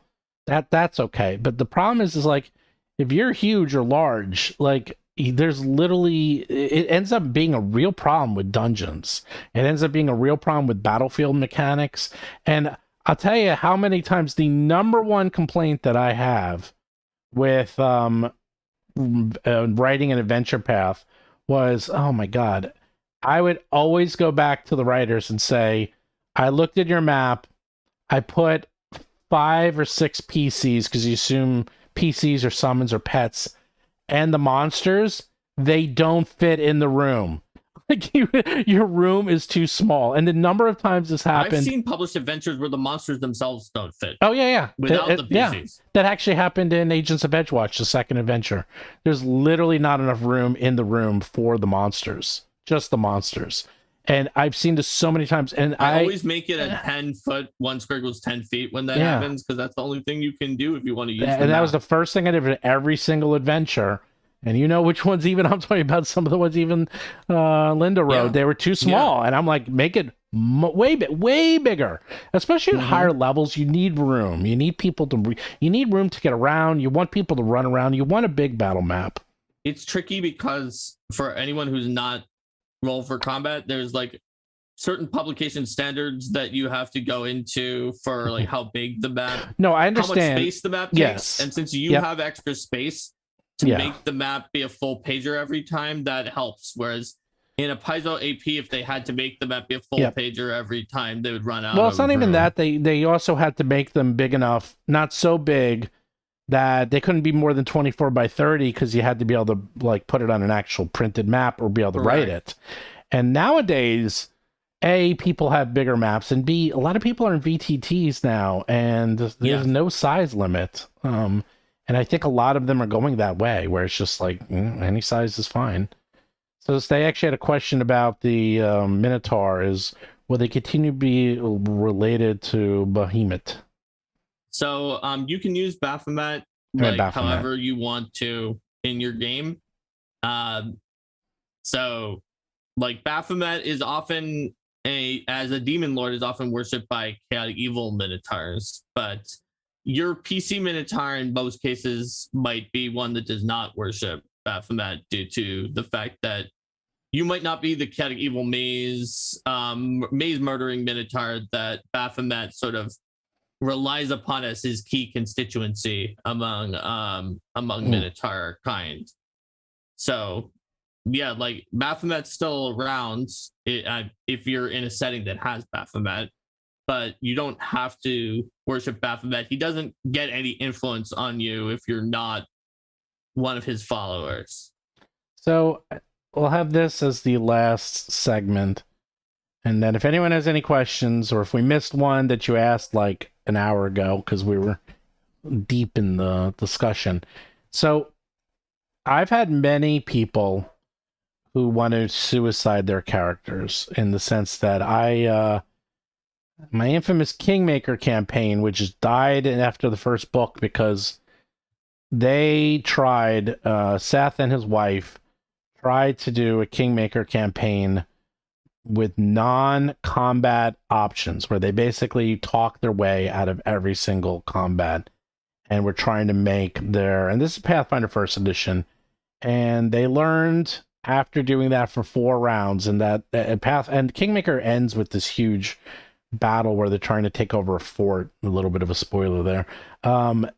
and you just can't do it, man. It's like there's like a social contract. If you're playing a Pathfinder game, unless you have the GM heavily rewrite it, like there's a lot of fighting in Pathfinder, and that's just part of the game. It's like you have to fight.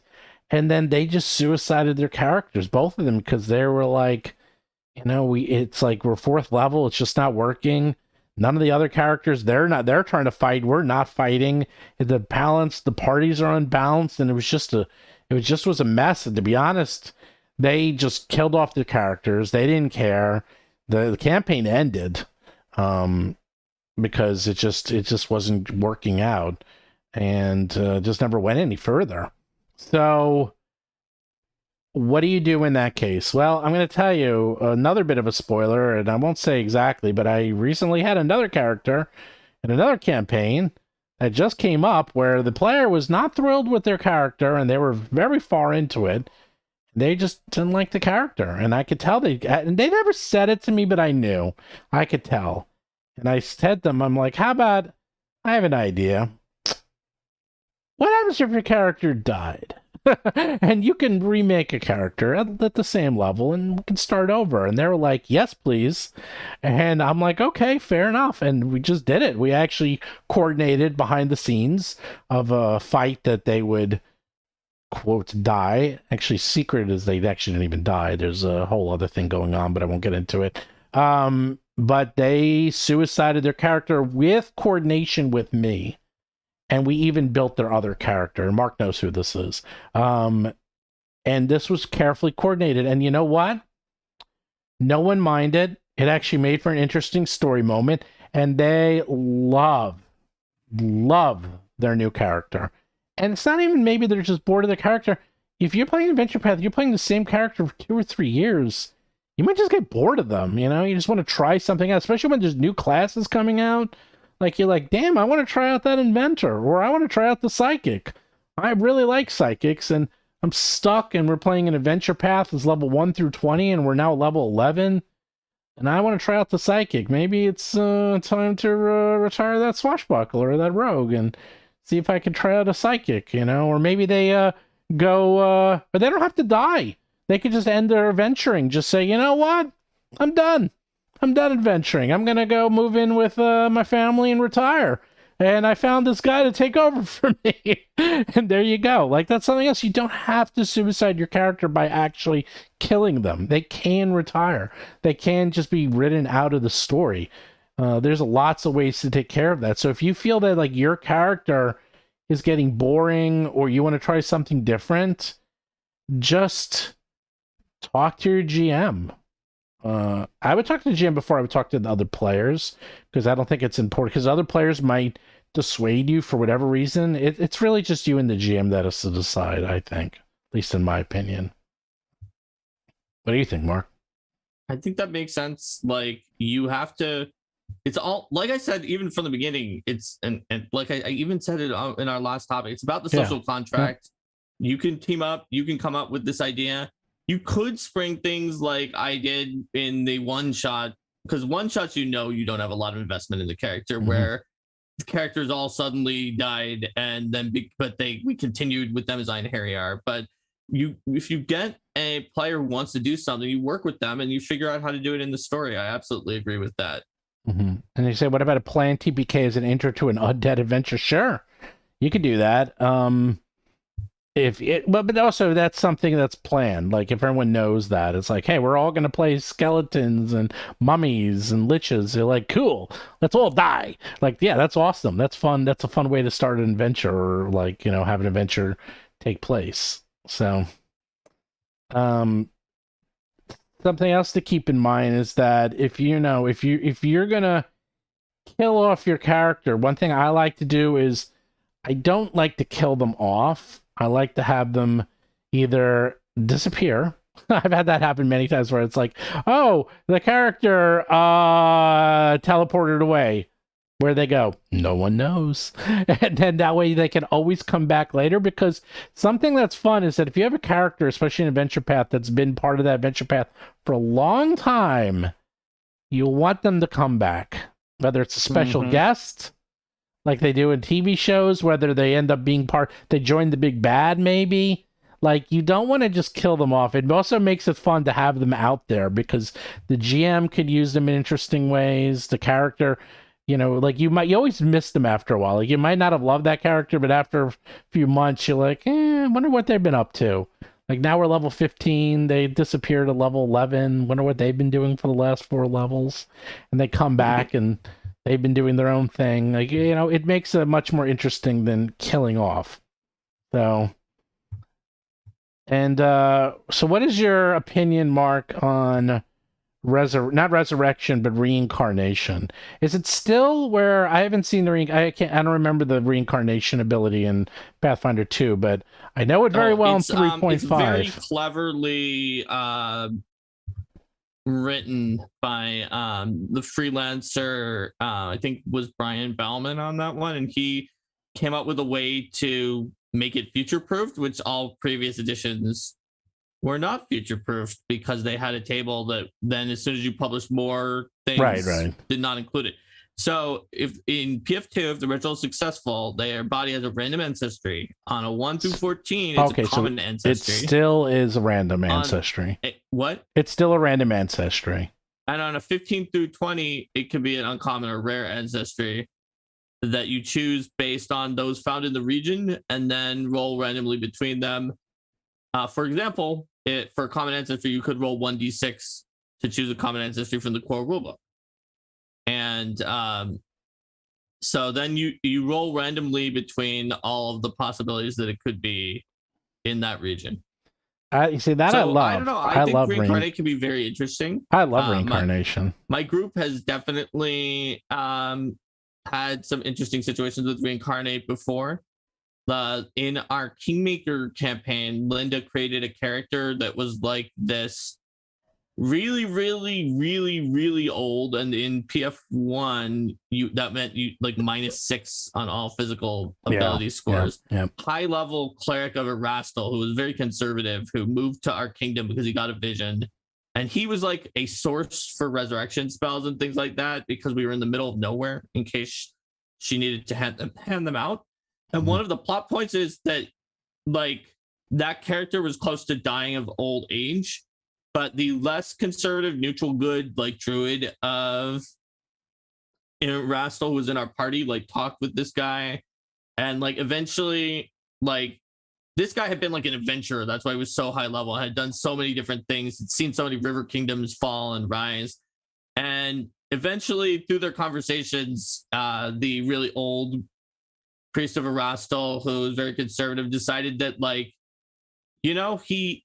his story wasn't over and he wanted to continue protecting communities. And so the druid gave him a reincarnation. And so this old priest of Erastil was reincarnated as a female gnome. And this also brings you back as a young adult. So there's a very interesting like situation because previously been like lawful good and like very much like stay at home, but like gnomes have the bleaching and other things like that in Golarion. So it was a very interesting role-playing opportunity where the druid's player was talking to this cleric who is now a female gnome, and there was the NPC cleric like left for a while to go talk to like some other gnomes and other people of Erastil and learn about different things, and then came back. And this is just that wasn't even a player character. That was just like a story moment with Reincarnate. But I think Reincarnate is cool.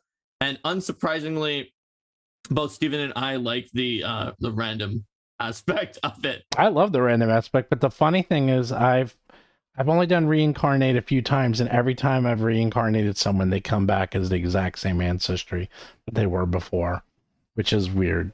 So it's like they never come back as something different. So if anything, I don't even like Raise Dead. I'd be like, nah, you got to do Reincarnate if you're going to come back, because then at least weird things can happen, and then you just don't even know what you're coming back as. Because again, it's like you almost need a penalty for dying, and it doesn't have to be severe, but it should be enough that you don't want to do it. So before we stop, we should briefly talk about death penalties because we didn't bring it up. Okay. And death penalties / death bounties. You need to be very careful about this because we talked about, obviously you don't want to make someone a level lower or like level 1 when they die. You bring them in at the same level. But what is the penalty for dying? And also, are you rewarding dying if you aren't careful? So if you have dying and then you have the cost for resurrection, that's the death penalty. That's fine. It's pretty expensive at certain levels to do a resurrection or a raised dead, but you can handle it. But you need to be very careful what you do about wealth when you let someone bring in a new character. Because if you let the group keep all of the loot that was on the dead character and bring in the new character with full set of new loot, then the economic prospect of resurrecting is not just the cost of the resurrection, because the party is suddenly flush with cash if they die, if a lot of people die, because they have all these sort of corpse wealths. So you may want to consider having your group, like maybe you're an adventuring party and you have a party charter that each PC has a last will and testament that if they die and can't be resurrected, their money goes to X. And that can be part of their epilogue that goes to a charity. Maybe it goes to building like an evil monument that shoots flames out of its eyes of that character. Like, because, you know, not every character is selfless enough that they would want to donate to a charity or their family. It could be a selfish reason, but you probably want to have a way of taking the money out, assuming that you're bringing in an equal amount of money on the new character. Otherwise, especially if characters die a lot, you can wind up with tons of money in. Yeah, if my characters die, I never let them. Actually, I basically don't let them keep the money. It's either the money goes with the character or that money goes to the new character. There's no benefit in terms of money when a character dies. The group loot will stay the same. But that's also because I understand the mechanics of loot, and I've had many discussions with people who disagree with me, but like, it's kind of like the gatekeeping of the. I mean, now there's more methods in Pathfinder 2, but like too much loot and too much gold will really upset the balance, at least for a little while, in a lot of ways. Now that the balance are gods in Alucard, that if they get upset by the too much just loot, take it. They can bring in the god of famine to make up for the goddess of feasts. Right, but you can't. I know I forget the rule. You can't buy a magic item that's higher level than you. I mean, you could find them, but can you use a magic item that's higher level than you? You can use it if you find it. Right, but you can't buy one. Like, theoretically, if you're in a really big city, you might be able to find ones that are higher level than you if the GM lets you find them. Well, because like if you're one reason that like when the core rulebook was being written, there was a general consensus among all of the designers and developers about like what the maximum level that a settlement would be on the material plane was, and it was not 20, and this consensus was not followed later on when then later it's like the Absalom book and it's like, what level should it be? It's like, well, we had a consensus that it would be Absalom was probably somewhere around 13, and so was Gokai. And it's like, no, we've decided it's 20 now. Right. Well, because Absalom is 20, and so that kind of throws things off. So you kind of, because the rules do kind of say that you might be able to get the higher level items. Yeah, I don't let them, just because also the thing is, the way the math works is like if you're level 12 and you're trying to buy a level 13 or 14 item, that's all your gold. Like, you know, it's like you have to have the party team up in a lot of cases. You can, but that's still, it's really damaging. Is something you're supposed to be able to find in the dungeon. Yeah. Oh, you can find stuff. Yeah, that finding stuff is no problem. So the game goes a little better off if you can't just get things that are much higher level than you, but technically because of the weird thing that happened with Absalom, which then also threw off all the cities that were created. I mean, didn't throw off. They are in keeping with Absalom now that they went higher up. And then that means that it becomes easier to get some of the higher level items than was expected. And to be fair, even level 13 can give you some pretty high level stuff if you're a low level character. No, yeah, that's the thing. Also, on the flip side, it stated that if you're like level 12 and you're in the middle of nowhere,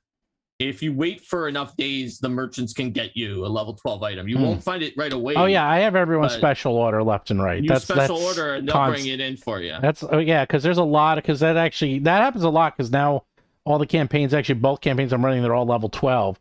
One's an Absalon, so they can find whatever they want. The other one's not. They're in the middle of nowhere, and they're like, I need this item. I'm like, special order. It's the old, I'll be here in a week. Actually, they've gotten so high level that they just teleport to Absalon, get it, and come back. So it's a little easier for them. But so I think we beat this to death. Yes. Well, and we also told people what to do about the fact that we beat it to death. So if you're beat to death, just remember, death is not the only option. You can have many, many ways to deal with death. But the point is, it's funny. It's like, I don't know why this isn't brought up in the books more, like how to deal with death. I never see it. I never see it as a topic. I never see anyone talk about it. It's just, they die and that's it. And I'm like, no, there's so many other ways to deal with it. And yeah, I'm just if kind the of surprised. GMG had more space, it's definitely a topic I would have liked to include because it's a tricky topic in general. Yeah. So yeah, thanks for joining us, everybody. Don't forget plushies. We're now less than a month from the Kickstarter because it's on July 26th. So I'm very, very excited. There's now only 4 more ancestries to reveal for your monsters. And of course, if you just joining us now, look, it's plushies. It's Chillot and Lotus Neck. And that's very exciting too. And I don't know what the final ones will be. These will probably be in there because they're very cool. But I actually have many, many, many, many more being made. There's only going to be 5, at least in the Kickstarter right now. Maybe there'll be more. Maybe we'll do more later. Maybe we'll sell them individually. But right now, we're only doing these. But if it does really well and it's popular, trust me, I will do more of these and we'll just keep going. Maybe we even just do a plushie only one. Who knows? We'll see. But they are fun. Like it all depends on what people like and what people are excited about. Like if there's a huge excitement about the plushies, right? We're gonna have 160 Eldamon to 240, depending on stretch goals. That's too many plushies. Well, what I'm saying is we obviously are, even if we only made the Beanie Babies, then they turn into the Beanie Babies. Even if we only made the like 50 to 80 pet form ones, that's still way more than enough for multiple Kickstarters. Yeah, that's way too many. That's multiple Kickstarters that are only plushies. So yes. Well, we'll do I mean, the Otter came out great, the Lotus Neck came out great. These two definitely. Some of the other ones are still have to be fine-tuned, let's just say.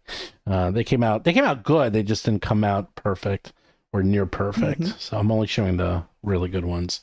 And these will be refined before, because I'm not expecting these to come out through 2023. So these will be refined. This one I think is pretty much ready to go. That one's pretty good. Yeah, I don't think I really, because you have the tongue coming out of the mouth, because even things like that, like they didn't line it up right before, but now and you can still see the nose and the eyes are a good angle, and just even the stitching's really good, and the way the flower looks, it has multiple colors, just like the real one, so it just came out really good, and it's pretty soft. Thanks for joining us, everybody, and if you're still going to be around, tonight in 6 hours, Arcane Mark is going to be on, and our topic for 628, let's see what it is. Why is the topic? Oh, Sebastian Scrogy.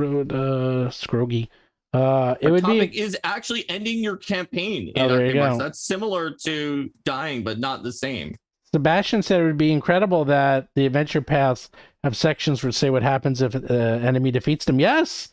Yes, I do that many, many, many times. Yeah, the Jeweled Indigo Isles does that a lot. All over the place. It literally says, what happens if the PCs lose? I have that in many, many, many sections. Some of them are very good, and some of them are just like, like some of them are you have to use some GM tricks, but most of them actually have some pretty good suggestions. But you'll see.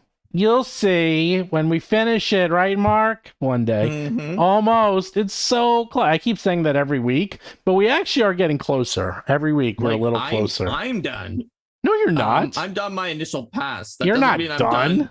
I'm not done because you're gonna come back to me with You're follow-ups. done. But I'm You're done not my done. initial pass. I can't do anything else on it right now. So I consider that to be done Really? for now. What are It you helps my working on? mental health. What are you working on then?